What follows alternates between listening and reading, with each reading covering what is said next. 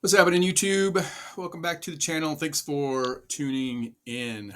So today I want to introduce you to a Cardinal player from the early 1960s.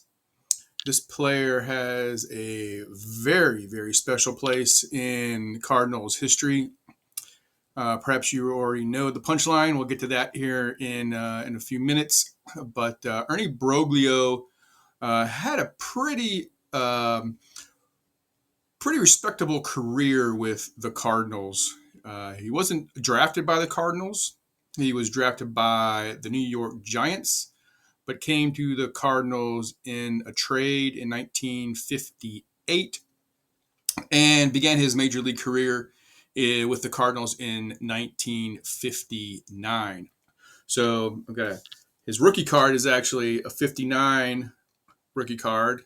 And oddly enough, and maybe this is common, you guys are smarter than I am probably, so you let me know. But there's no major league stats on the back. It's all minor league stats from 58 and earlier, because again, 59 was his rookie year, and he didn't do the great in 59, but he really came on strong in 1960. Um, he spent 5.5 years with the Cardinals, again, beginning in 1959. With the Cardinals, had a 70 and 55 win-loss record, 3.43 career ERA with the Cardinals, and ended out his 5.5 years with a 19.6 WAR, which is not too shabby. Again, pretty respectable. He had that 21 win season in 1960, finishing third in the Cy Young Award nominations and a list for that year. So, again, pretty good. He also won 18 games for us in 1963. Got a couple more cards here I'll show you real quick. This is a 1960 Leaf card. Sorry for the reflection there on that one. Hang on one second. That might be better. There we go. That's a little better, guys. 1960 Leaf card, a fine example. This is my first 1960 Leaf card in my collection, so pretty good example there. And then I also have a 1961 postcard, and you can see there this reflects his 1960 stats: 21 and 9, 2.75 ERA. Again, that's the year he finished third in the Cy Young. Like I said, 18 game winner for us in 63, and heading into the 64 season, wasn't doing so well.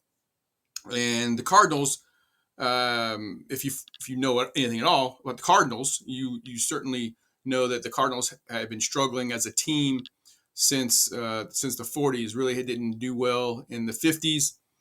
Knew they had a lot of the pieces in place in the early 60s. Broglio was one of those pieces.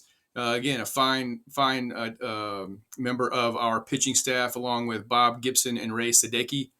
We had some great bats, Bill White and Ken Boyer. So we had some great offensive bats, but we were just missing the piece. So Bing Devine, the general manager, knew he needed to make a roster change in 64 if they were going to do anything at that season. The Cardinals were kind of struggling, kind of right around 500 during the middle of the season, and but he needed to make a change.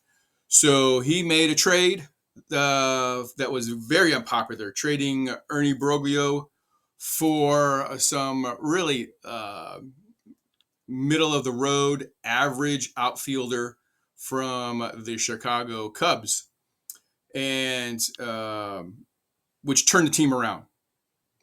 However, the trade itself initially, when it was announced, was very unpopular with the fans. It was very unpopular with the players on the team. Everybody liked Broglio very well, and they were getting this kid from Chicago who barely hit 250, had an average to below average arm, and really wasn't producing at all offensively for the Chicago Cubs. That all quickly changed once the trade was made. That player, Lou Brock, was the centerpiece of the Cardinals in their 64 run to the World Series, as well as future championships in championship in 67 and a World Series appearance in 68. But back to Broglio, when he left the Cardinals in 64, his career pretty much went downhill from there. He developed arm trouble and it never flourished and was really out of baseball in 1966.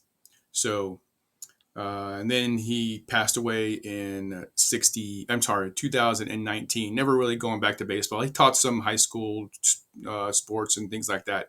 But Broglio was best known in Cardinals history as the other player, right? The player that was traded for Lou Brock. But again, you look back at his stats, and a very, very respectable player, and you can understand why the players and the fans were pretty upset when he got traded away in the middle of the 64 season for this kid who wasn't very good at the time.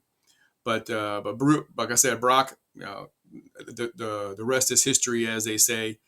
He led the Cardinals, literally led the Cardinals to the 64 World Series. Once he came to the Cardinals, they let him do his thing and just let him run, and that he did. A testament to how much Broglio meant to the 64 Cardinals team was that when they won that 64 World Series, they were celebrating after the game, and they actually called Broglio up, and they passed the phone around the restaurant where they were celebrating, and they all had some very, very kind words to say to Ernie Broglio about his contributions to the Cardinals, not just in '64 but prior to that. So he very much felt that he was a part of that World Series winner in 1964, even though he wasn't a part of the team. So that's what I have for today. A little bit about Ernie Broglio, the other guy in the Lou Brock trade that brought Brock to the Cardinals. But again, very, very respectable career with the Cardinals, and did some good things for us. So that's all I have. Peace out, and rest in peace, Spaceman.